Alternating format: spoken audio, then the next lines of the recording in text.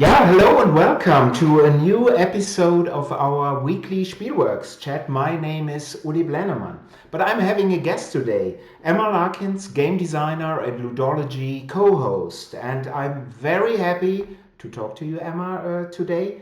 How are you in these times?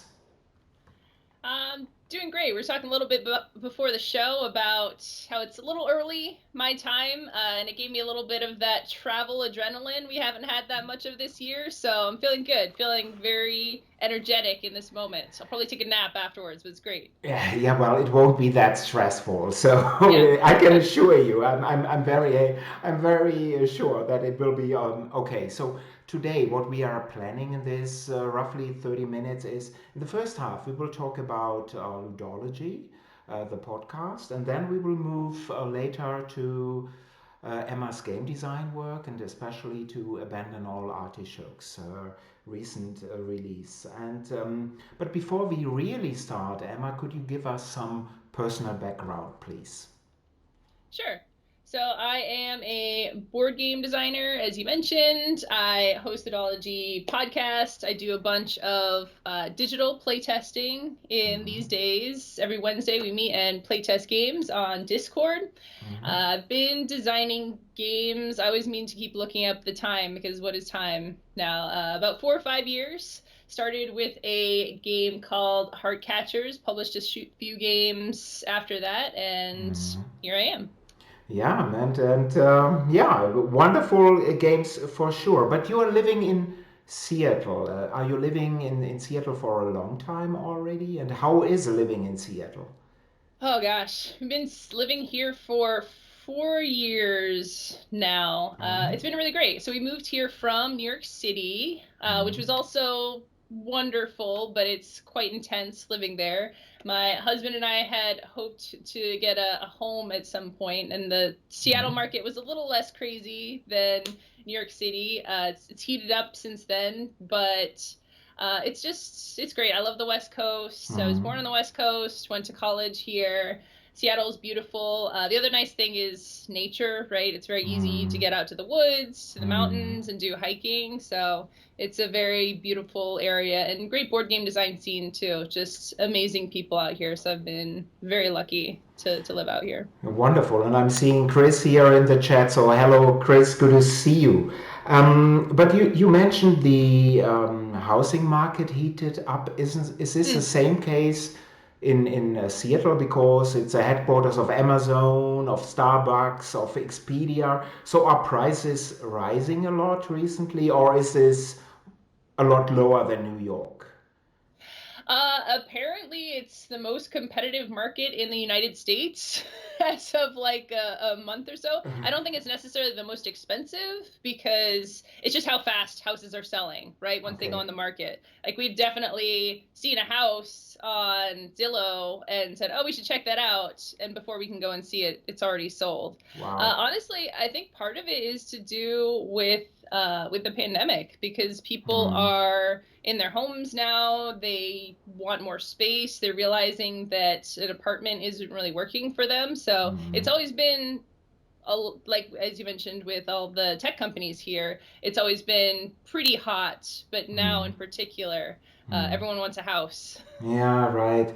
I can imagine. Yeah, we had in the newspapers. We had an article, but this is months ago, Hmm. where there was even a head tax mentioned for Seattle. So or so-called head tax for that companies had to pay per employee or something like this. But I think it did not come through. Is this correct? Yeah, I think it didn't go through. Okay, so but let's move to different things. But before this, Mo, great to see you. And then there is a podfather of gaming. So, Stephen, and yeah, and he's saying the wonderful Emma. Great to see you both. So wonderful Emma and Uli. So yeah, great to see you at least in the podcast, Stephen. But I mentioned it before here in the Spielworxx chat. You have to listen to Ludology. And if you Hmm. have, for any reason, only time to listen to one gaming tabletop or tabletop gaming podcast at all, this tabletop podcast should be Ludology. And if you Mm. are a gaming pro and do not listen to Ludology, you ain't no gaming pro. It's that simple. So really, Ludology is a wonderful thing. And let me briefly post the website. So for the few people who do not know about Ludology, please check it out. So I'm putting in the URL in here. And by the way, if you have any questions, to mainly to Emma, I guess, or some comments, please post them in the chat window. We may even respond. So Emma, back to you. So how did you become co-host of Ludology? Oh gosh. Such a great story. So I knew Gil for years. He was one of the first people who, I say, like, I'm the rookie. Like, he really took a chance on me. He's also from the New York City area. So when I first started going to in-person playtesting events, he was at a lot of the events, and he was one of the first people who playtested my game, and professional designers, gave it feedback and really helped to start me on my journey, especially it being a 2-player, 10-minute, very light game. The New York City board game design community is a little on the heavier game side. So there was definitely trying to feel out and figure out, where do people play games like this. But Gil was great. Over the years, I got to spend more time with him. I helped him out with his booth at Gen Con one year, and didn't really see him except for at shows after I moved to Seattle. And out of the blue, Facebook Messenger one day, he's like, "Hey, so what are you up to these days? Do you want to be a co-host of Ludology?" And I was like, "What?" Because, same before I started working on Ludology, same as you. Like, it's like, this is the board game podcast. So it's intense and scary, like with these people who've been in the industry for so long, and I hadn't been in the industry for so long, but they asked, and so I answered the call, and yeah, the rest was history. Yeah, and I think you're doing a wonderful job, Emma. So, Thank you. but how do you select the topic for an episode, and how do you select a guest? How is it done? How do you do this? That's a really great question. I would say, it's changed a little bit since I've come onto the podcast. I think as the original inspiration of the podcast, with Jeff Engelstein and a variety of co-hosts before that, it was really kind of from an academic perspective, and they were digging into these Euro games, into these crunchy games. It was very mechanical focused.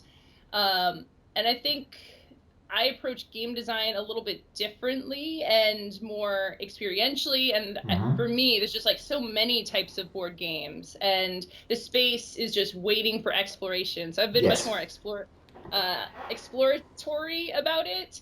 Also, for me, it was very important to make sure that there's diversity in the podcast, and make sure diversity in topics and in people covered. So it has been very important for me to seek out people. There's so many great women, people of color, people of other genders in this industry. So just making sure that they're already there, just surfacing them, making sure to give them a voice, and just cover different spaces.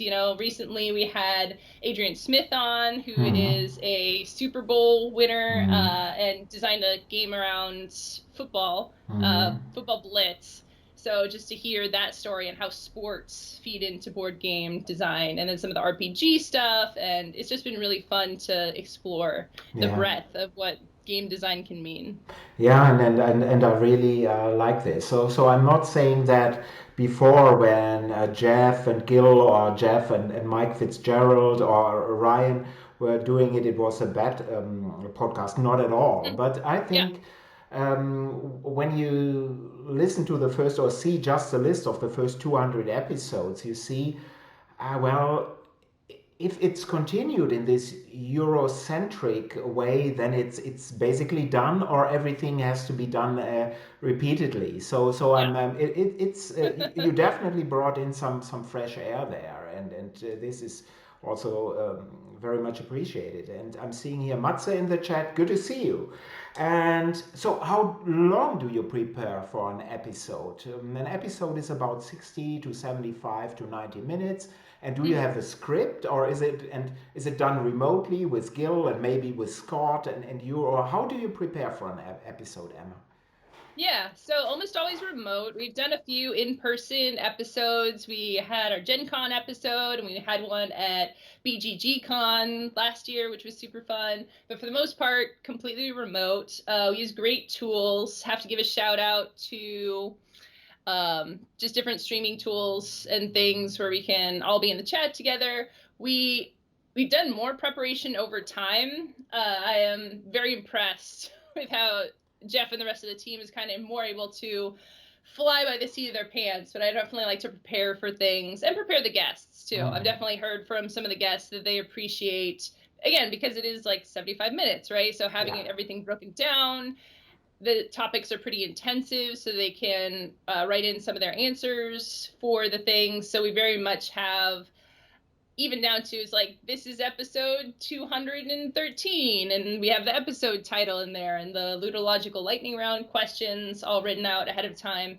but also some time to improvise in there as well. We definitely go off script, but it's nice to have a template, and we thank the Patreon backers as well in there. So it's good to have a little bit of preparation before starting. I can imagine that it's necessary. So even here, when we are talking, it's so easy because first you do the work here with talking, but even here I have a little bit of a script here, so that I'm not totally losing my mind here. So I totally understand, and of course with these more intense episodes and way longer episodes, I can imagine that this is the way to go. But another, in my opinion, important question is, how difficult is it to speak, to get a chance to speak when the other host is Gil Hover?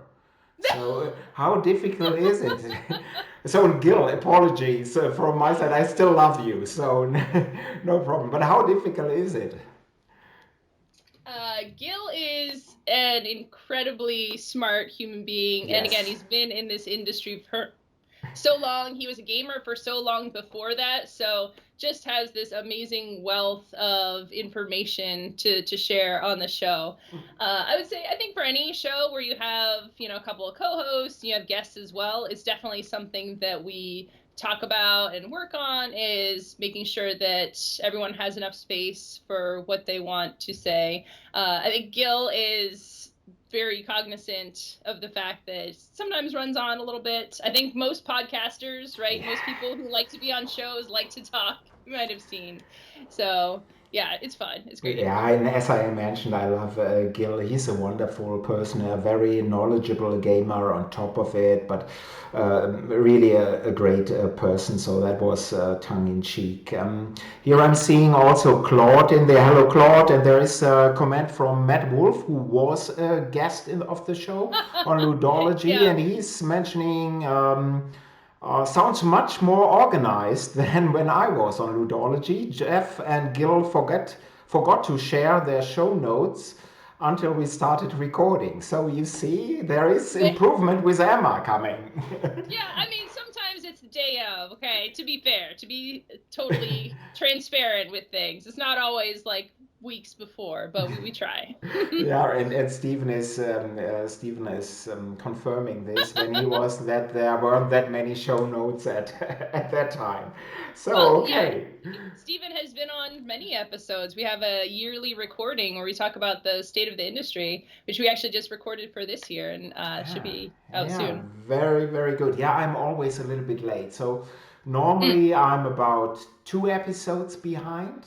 So I download them and then I listen to them at a certain time. Sometimes in the summer I'm even 3 to 4 episodes behind. So, but the good thing is that they are still fresh. So it's not, you need to, because it's not news, which you should check out immediately or with a week afterwards. So it's still fresh. So that's another good aspect. But so everybody should listen to Ludology, and as I mentioned, there's also an archives. There are archives, so you can check out all episodes right from number one, and or just download the ones that you think are very interesting. So, Maria, for this again, thank you for all your service for the whole tabletop game community. So, but let's move to your game design career and tabletop gaming. And your recent release is this wonderful game here, Abandon All Artichokes. So that's a game right edition, so the English language edition, which comes in a neat tin box. And but for all German language viewers out here, Amigo Spiele, they have announced that there is a German language edition of this game called Artishocken. So really a German title with a rolling R, Artishocken. No, it's Artishocken, and I can briefly show, Emma, you won't see this, but you have to believe me, I'm showing the German box cover here. So it's Artischocken, ein herzloses Kartenspiel. Emma Larkins, 100% Amigo-Frische. So that's there. And they will put the game into their standard cardboard box for the games like Sechs Nimmt, Wizards and all this. So it won't have a tin, but you see some people love this tin, some don't. So, and for Amigo and German language viewers, it will definitely, the MSRP will be below 10 euros. So it's also a great price value. And I noticed at BGG that there's also a Dutch edition and an Hungarian edition. So what is special about Abandon All Artichokes? And which type of game is this? So please tell us something about the game. Yeah, absolutely. So Abandon All Artichokes is a deck builder or deck wrecker, as we say sometimes, that's reduced to its simplest components. You start with a deck of all artichokes. It's an artichoke with a face. It does absolutely nothing, and you win the game by drawing a hand of no artichokes. So for those of you who are familiar with deck builders, you might kind of get the sense of the flow of the game. You have the market, which in this game is called the garden, and instead of having to pay for cards, you just get to harvest one card from the garden for free every turn. You get to play as many cards as you're able to on your turn. There's no action costs for the cards. Play your cards, put them in your discard pile, draw new cards, shuffle your discard pile to make a new deck. When the deck is run out, you just keep going around until someone draws a hand of no artichokes. That's the win condition that's based on a state as opposed to the points is something that I'm very happy with. Yes, I like that feature. And as you mentioned, this is deck wrecking because at the end you win when you have no artichokes in your hand after redrawing. So that's a really neat feature that I like a lot. And when we talked before, Emma, I mentioned I'm a pretty experienced gamer, but this is not an introductory deck builder per se. Yes, because the rules are simple.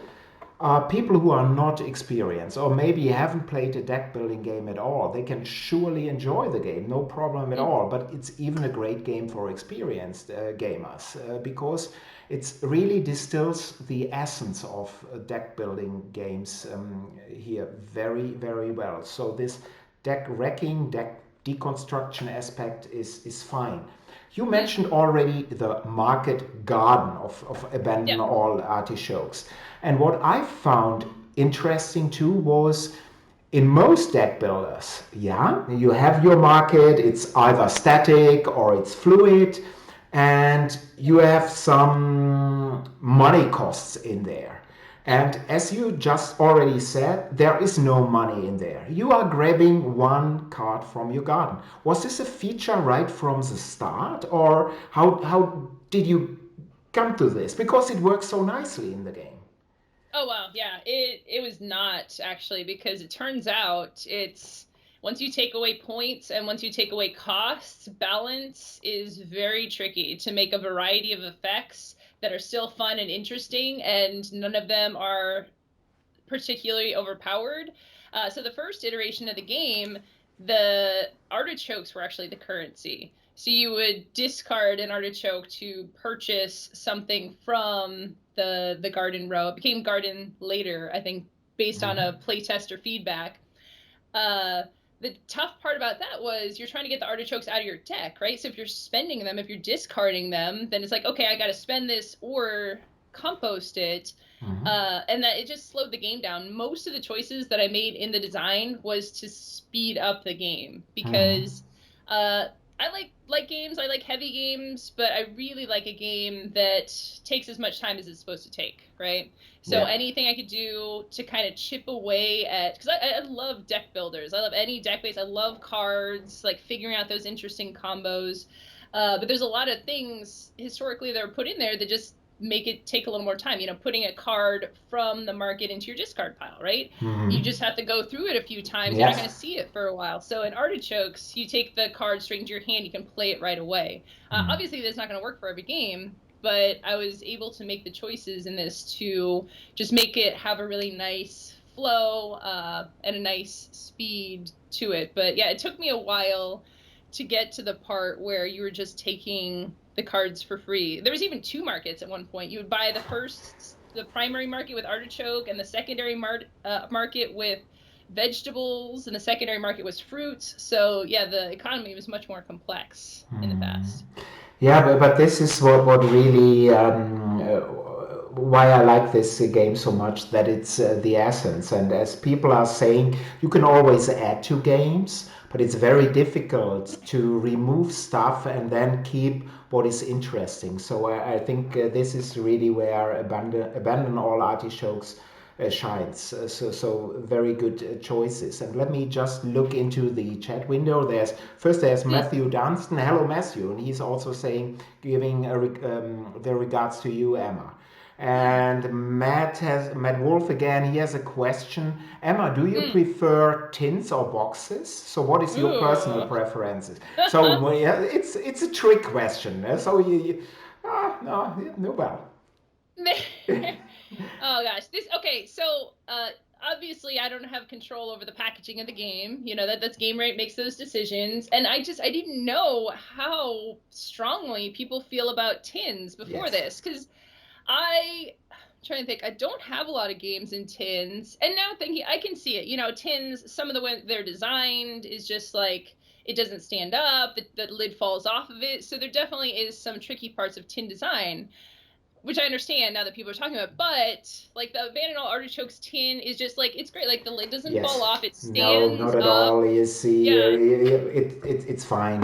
The face is great. So for I just love this. You know, it's just like I love looking at the thing. I love the shape. People say like, oh, it doesn't fit in my shelf. I'm like, well, it gets its own space of honor, right? Just like on the top of the shelf, looking at you with its face. So.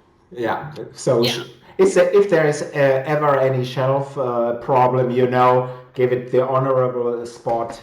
Problem solved. So no problem. Yeah. And Matt, that brute Matt Wolf is having another comment. He's saying, can't wait for the sequel. Advocate all avocados. Yeah, well, so you have already the title for the sequel here for free. But Emma, you are also a member of the Seattle Tabletop Game Designer. So how did COVID-19 change your game design work? So has it changed, and how has it changed, Emma? Yeah. So I took over control of Seattle Tabletop Game Designers when I moved to Seattle. We built up a thriving community of in-person playtests. We've had so many amazing games come out of the group. I hate to list them a little bit because I know I'm going to forget somebody and make them feel bad, but Fantastic Factories, one of my personal favorite games, Point Salad, Cascadia, Calico.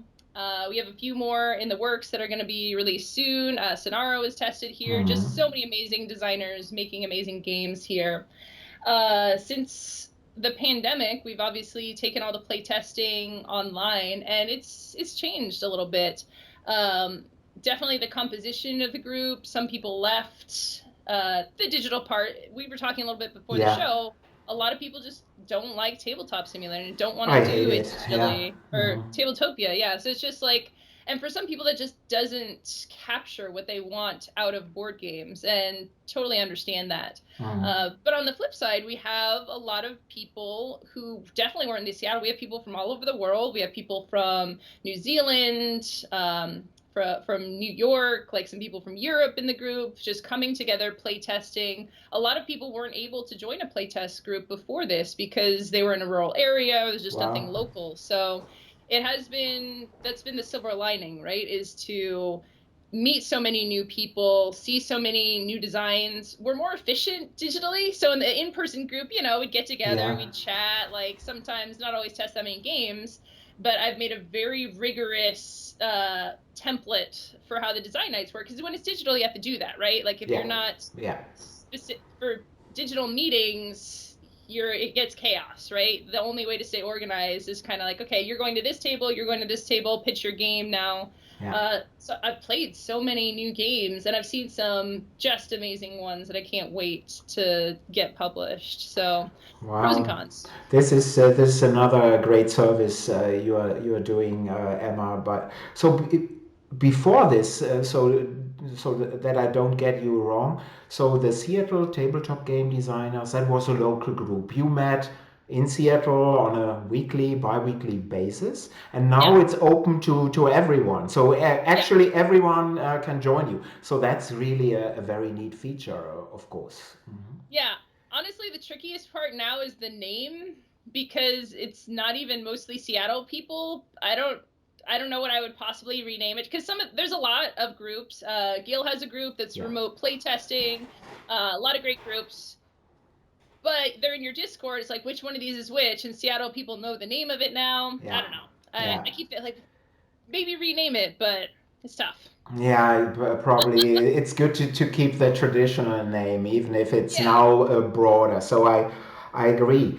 And if you can mention this publicly, on which game or games are you working personally? So which game designs, if you have a game design that is forthcoming?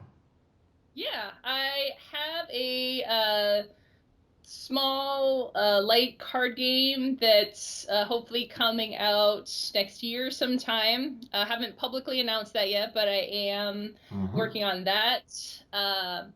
I also have a game, And Then We Died, which is a cooperative storytelling game Hmm. where you play as ghosts, trying to figure out how you die so you can pass on to the other side.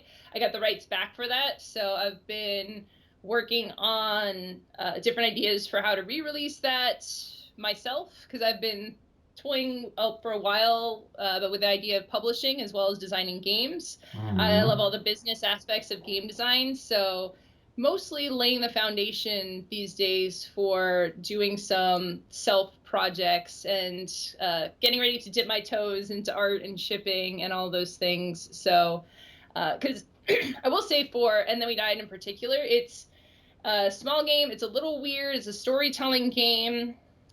People look at it askance sometimes in Hmm. the beginning, but everyone who's played it has had such amazing experiences with it. I would love to bring it to a broader audience. So, Yes. mostly finding a way to uh, get people over the hump of the storytelling. Because once they play, they're like, I'm not a storyteller. They play the game and they say, this is great. Hmm. So, ideating on product there and figuring out what the best form is. Interesting, very interesting. And publishers, although Emma said she may go the route of self-publishing, but the publishers, if you listen, if you see this, just get in touch with Emma. She has her own website, so which you can easily find. And you are also very active on Twitter and Mm-hmm. on other social media. So definitely, please get in touch. This sounds great. And so we'll finish the episode with three quick questions and very quick answers. So no long thinking, Emma. It's not Okay. really the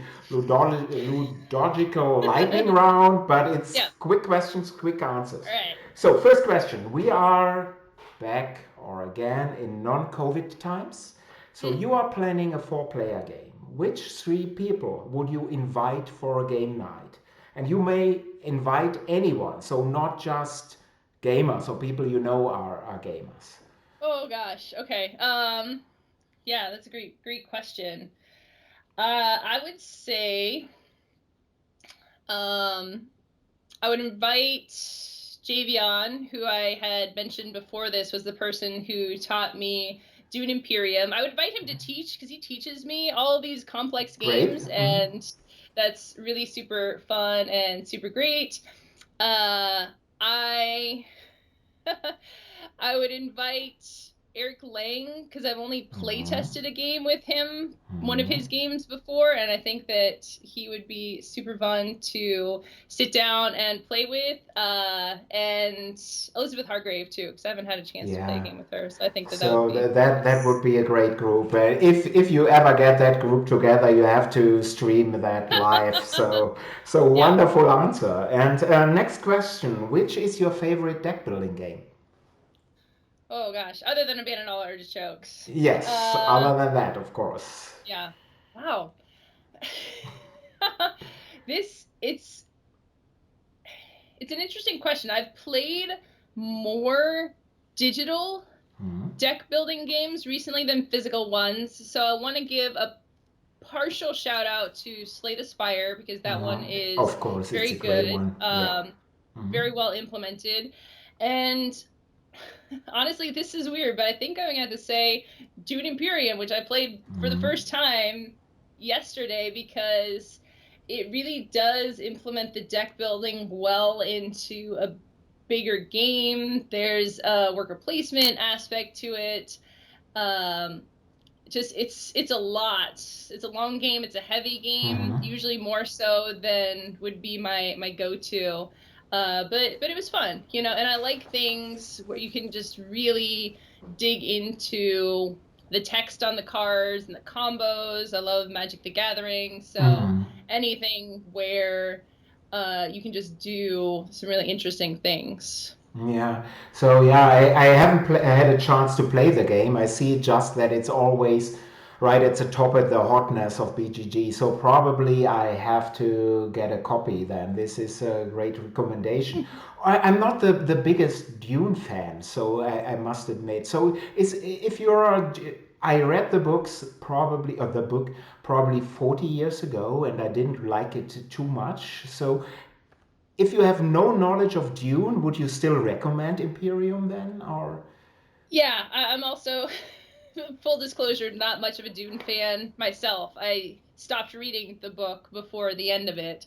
But so yeah, and you know, you see the trailers. It's actually based on the movie art and characters in there. Ah. So like if you've seen some of that floating around, but it's a worker placement deck builder. Honestly, like the flavor is very surface level. So yeah, it's not necessarily to understand the IP to play the game. Okay, so before we get to the final question, there's another remark here which is related to the first question by Stephen.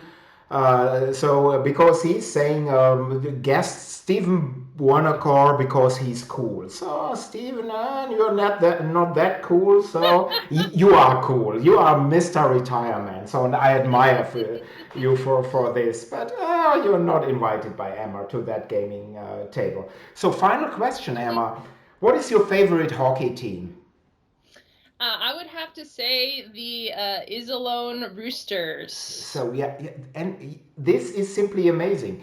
The Iserlohn Roosters seem to be the most popular hockey team in the whole world. I never thought so, but you see it Seattle, Yeah, New York, Portugal, everywhere it's the same answer. So and it's true. by the way, the Rooster they start playing in the next in 2 hours from now.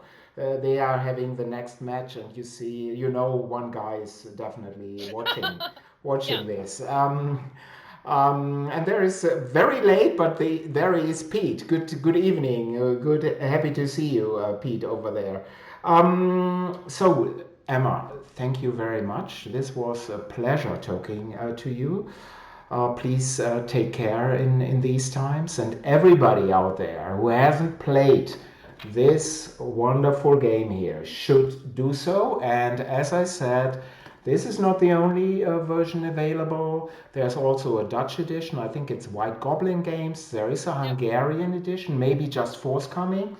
I don't know. And in the spring, from Amigo Spiele, a wonderful German publisher, there will be the German version. It's called Artishocken, and it's just a couple of months away. So please check out this great game.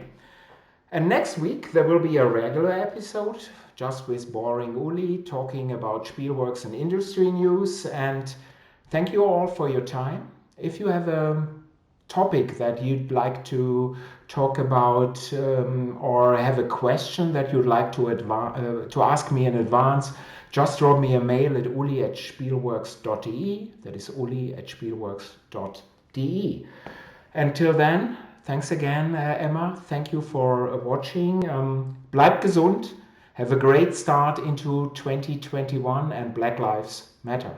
Bye bye. Bye.